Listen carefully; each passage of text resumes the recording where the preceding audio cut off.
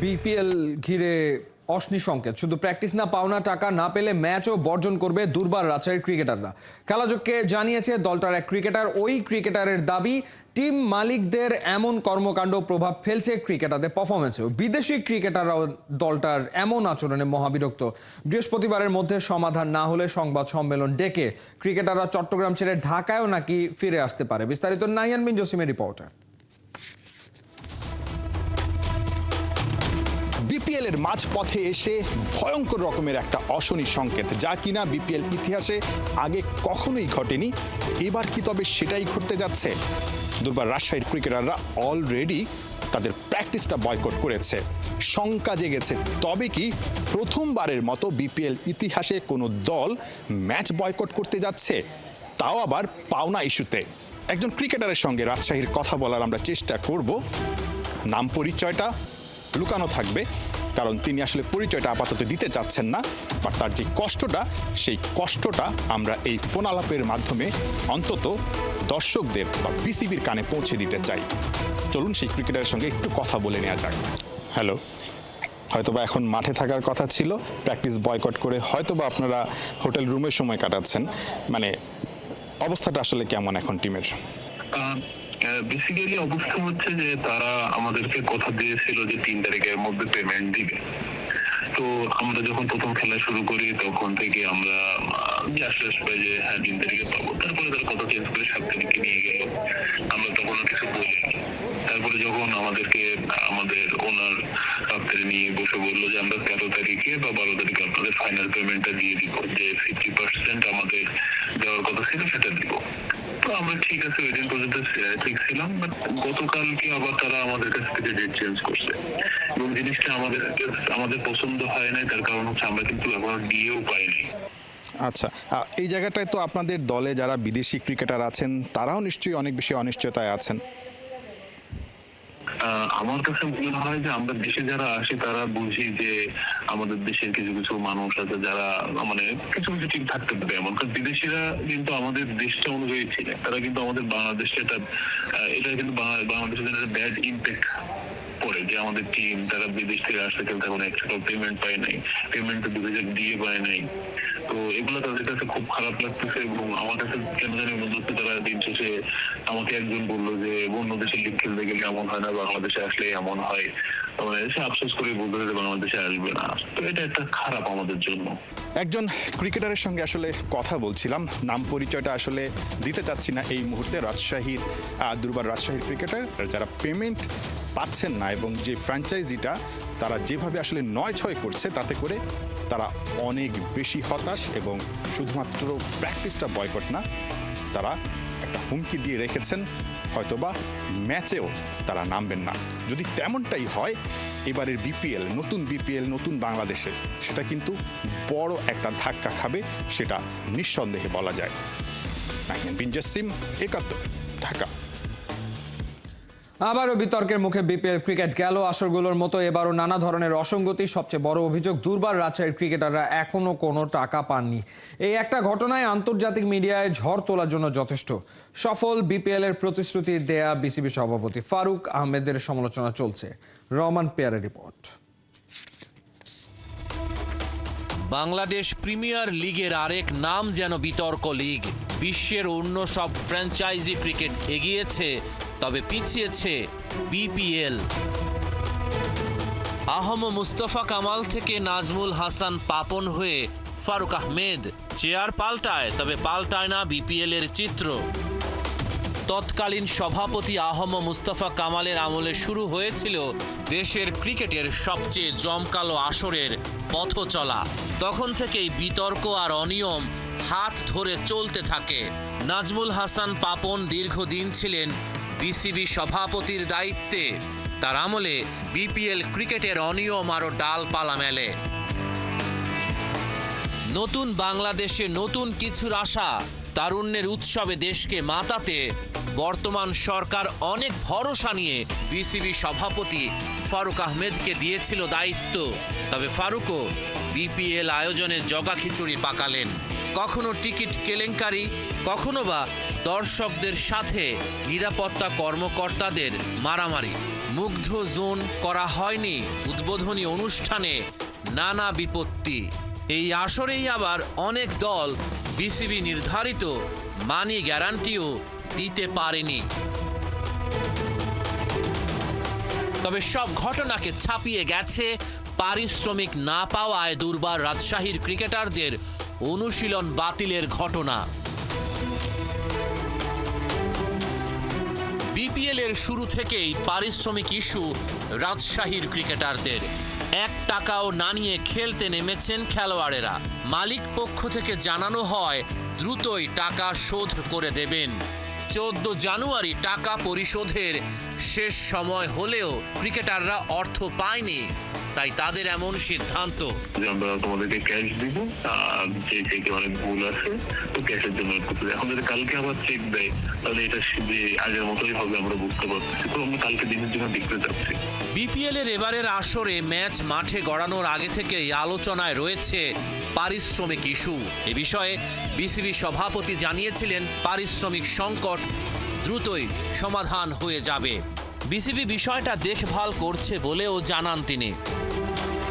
কিন্তু পরিচ্ছন্ন বিপিএল আয়োজনে ব্যর্থ বিসিবি কর্তারা। উল্টো বিসিবি সভাপতি ফারুক আহমেদ ও পরিচালক নাজমুল আবেদিন ফাহিম দ্বন্দ্বে জড়িয়ে দেশের ক্রিকেটে উত্তেজনা ছড়িয়েছেন। রহমান পেয়ার, ৭১। বিপিএল ঢাকা সিলেটে বসেছিল 4 ছক্কার মেলা। চট্টগ্রামেও রান উৎসবের সম্ভাবনা। বৃহস্পতিবার প্রথম দিনে 2 ম্যাচ। সিলেটে বড় জয় পাওয়া ঢাকা ক্যাপিটাল সামর্থ্য দেখিয়ে দিতে চায় বর্তমান চ্যাম্পিয়ন বরিশালকেও। ফ্লাডলাইটের আলোয় খুলনার বিপক্ষে খেলবে চিটাগং কিংস। চট্টগ্রাম থেকে সাইফুল রূপকের পাঠানো রিপোর্ট। জীবন এমনই, দুঃখের অন্য পিঠে সুখ। লিটন দাস ব্যাটে 4 ছক্কার ঝড় তুলেই বনে গেলেন সবার মধ্যমণি। চ্যাম্পিয়ন্স ট্রফির দল থেকে বাদ যাওয়ার কয়েক ঘন্টা পরেই বিপিএলে 125 আনবিটেন।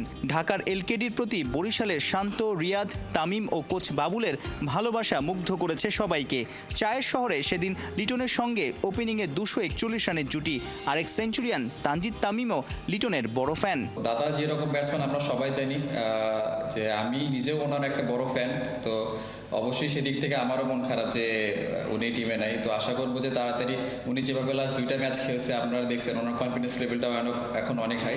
তো আশা করি সামনে ম্যাচগুলো উনি আরো ভালো করবে। বিপিএলে ছক্কা হাঁকানোয় টপেই আছেন ছোট তামিম, তবুও নিজের ব্যাট নিয়ে সন্তুষ্ট নন। বৃহস্পতিবার ঢাকার প্রতিপক্ষ বরিশালের কাপ্তান বড় তামিমের কাছেই ছুটে গেলেন। একই কোম্পানির ব্যাট দিয়ে উইলোর ঝড় তুলেন বড় ও ছোট তামিম। টিম বয়কে দিয়ে ড্রেসিং রুম থেকে ব্যাট এনে তানজিদকে দিলেন। এরপর তামিম ইকবালের জোড়া ব্যাট দিয়েই নকিংয়ে মাতলেন ছোটজন। তবে কি বরিশালের বিপক্ষে ম্যাচে প্রতিপক্ষ কাপ্তানের ব্যাট দিয়ে আলো কাটবেন, নাকি আছে ভিন্ন কোনো গল্প? অবশ্যই তামিমের ব্যাট তো সিএ ব্যাট সব ব্যাট দিনই পান। তো সিএ ব্যাট নিয়ে কথা হচ্ছিল যে ভাই আমার যদি এরকম ব্যাট দেওয়া যায়, আপনি যদি বলে দেন তাহলে হয়তো ব্যাট পাঠাবে। তো জাস্ট এই কথাগুলো হচ্ছিল, তো উনি বলছে যে ঠিক আছে আমি বলে দিব, উনি এরকম ভাবে ব্যাট পাঠাবে। চ্যাম্পিয়ন্স ট্রফির দলে আছেন সৌম্য আর তানজিদ তামিমকেই দেখা যাবে সেরা একাদশে ওপেনিংয়ে। বিপিএলে 7 ম্যাচে 246 রান। জাতীয় দলের সিনিয়র সহকারী ওস্তাদ মোহাম্মদ সালাউদ্দিন নাকি আত্মবিশ্বাস বাড়িয়ে দিচ্ছেন। সালাউদ্দিন স্যার প্রত্যেক ম্যাচের পরে উনি ফোন দেয়, কি কি ভুল হয়েছে ম্যাচে সেই জিনিসগুলো ধরায় দেয়, আর কি কি ইমপ্রুভ করা যায় এখান থেকে সেটাও ধরায় দেয়। সুজন স্যার আছে, সুজন স্যার প্রত্যেক ম্যাচে নামার আগে আমাকে মানে মেন্টালি অনেক ভালোভাবে প্রিপেয়ার করে দেয় যে এই উইকেটে কীরকমভাবে ব্যাটিং করা উচিত, কীরকম রান করলে পাওয়ার প্লে কীভাবে ইউজ করতে হবে, সব কিছু উনি বলে দেয়। 6 হারের পর অবশেষে জয় ঢাকার। 5 ম্যাচে 3 জয় ডিফেন্ডিং চ্যাম্পিয়ন বরিশালের।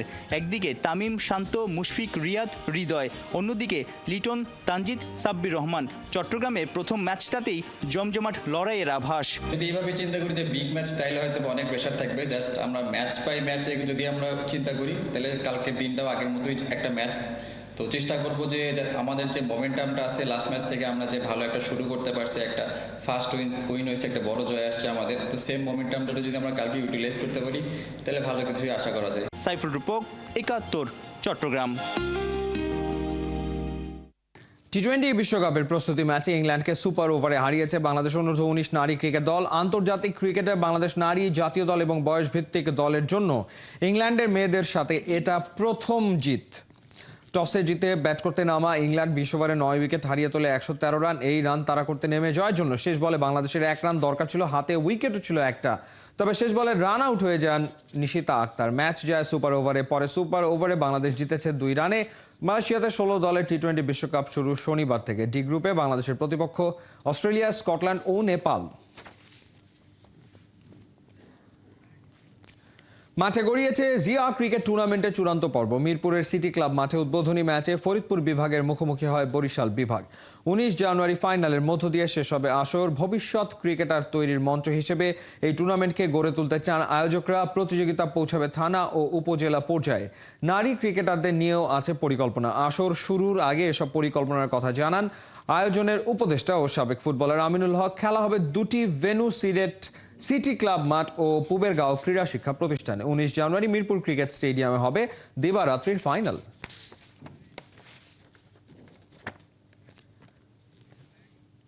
ভারতের বিপক্ষে হাই ভোল্টেজ ম্যাচের আগে নতুন জার্সি আর স্পন্সর পাচ্ছে বাংলাদেশ জাতীয় ফুটবল দল। এমনকি পুরো মৌসুমের ঘরোয়া লিগে ব্যবহৃত ফুটবলের স্পন্সরশিপের জন্য দৌড়ে আছে ভারতীয় ও জাপানি প্রতিষ্ঠান। ঢেলে সাজানো হচ্ছে মার্কেটিং কমিটি, এমনটাই জানিয়েছেন বাফুফের সহ সভাপতি ও মার্কেটিং কমিটির চেয়ারম্যান ফাহাদ করিম। সাক্ষাৎকার নিয়েছেন পার্থ বণিক।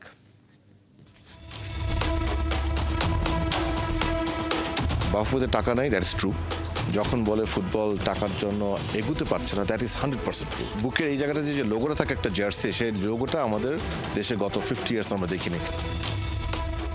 আক্ষেপ, যা থাকার কথা ছিল তা না থাকার বিস্ময়। 16 বছর ধরে তিলে তিলে বাংলাদেশ ফুটবলে চরম অবক্ষয়।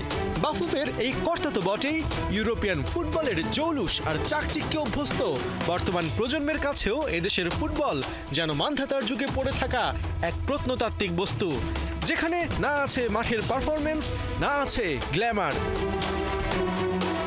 বাংলাদেশ ফুটবলের এই গড়িবিহালের সবচেয়ে বড় নিদর্শন জাতীয় দলের জার্সি। প্রতিবেশী দেশগুলো যখন কিট স্পন্সর নিয়ে মাঠে নামে, তখন বাফুফে স্পন্সরের জায়গায় পতাকা বসিয়ে নিজেদের ব্যর্থতা ঢাকার চেষ্টা করে। এ নিয়ে 71-এর মুখোমুখি বাফুফের সহসভাপতি ফাহাদ করিম।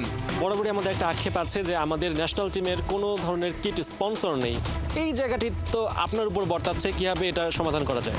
এটার আপনি যেটা খুশি হবেন যে it's just matter of time, আমরা আমাদের কিট পার্টনারটা অ্যানাউন্স করবো। অ্যাডিডাস, পিউমা, তারপরে নাইকির মতন। দেখেন, সেটা আমি বলবো না, বিকজ আমাদের পার্সোনাল, আমি আমার সভাপতিকে আমি স্যালিউট জানাই। ওনার ব্যক্তিগত উদ্যোগ যে উনি বাংলাদেশি লোকাল ব্র্যান্ডকে এখানে প্রমোট করতে চাচ্ছেন।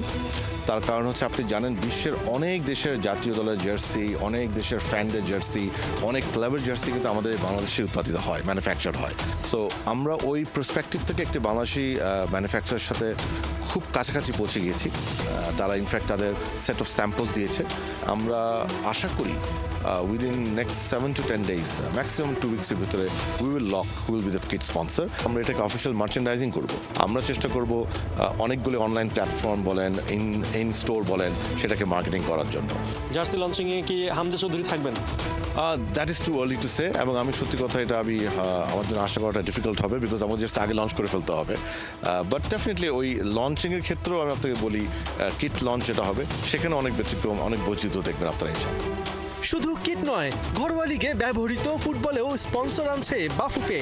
এর মাধ্যমে এএফসির বরাদ্দকৃত অর্থ প্রয়োজনীয় খাতে ব্যয়ের সুযোগ তৈরি হবে বলে জানিয়েছেন বাফুফের এই কর্তা। আমরা বাফুফের পক্ষ থেকে এএফসির অর্থায়নে আমরা যে বল কিনি কিংবা ইকুইপমেন্ট কিনি, দ্যাট ইজ ক্লোজ টু 1 থেকে 1.5 কোটি টাকার ফুটবল কেনা হয় প্রতি বছর। বিকজ আপনি দেখেন সারা বছর আমাদের যে ফুটবলগুলি বিএফএফ থেকে দেওয়া হয়।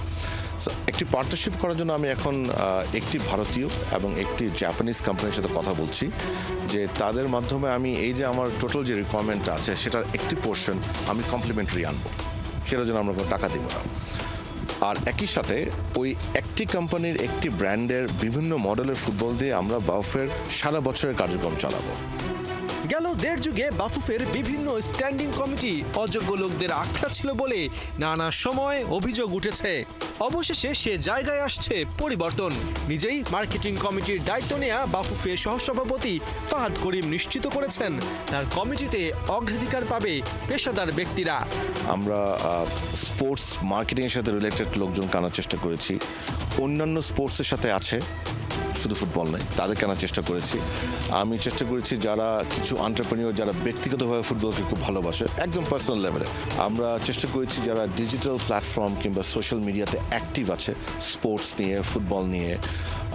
আমরা চেষ্টা করেছি ইভেন্ট ম্যানেজমেন্ট নিয়ে যারা কাজ করেন সে ধরনের একজনকে রাখার জন্য। আপনারা দেখবেন ভালো খারাপটা আমি বলতে পারবো না, ওটা তো আসলে যাচাই করা আপনাদের দায়িত্ব, বাট অনেক ডাইভার্সিটি থাকবে। পার্থ বণিক, ৭১। চলছে খেলাযোগ সরাসরি সংবাদ অনুষ্ঠান দেখতে চোখ রাখুন ৭১-এর ফেসবুক পেজে এবং সাবস্ক্রাইব করুন ৭১-এর ইউটিউব চ্যানেলে। ৭১-এর সাথেই থাকুন।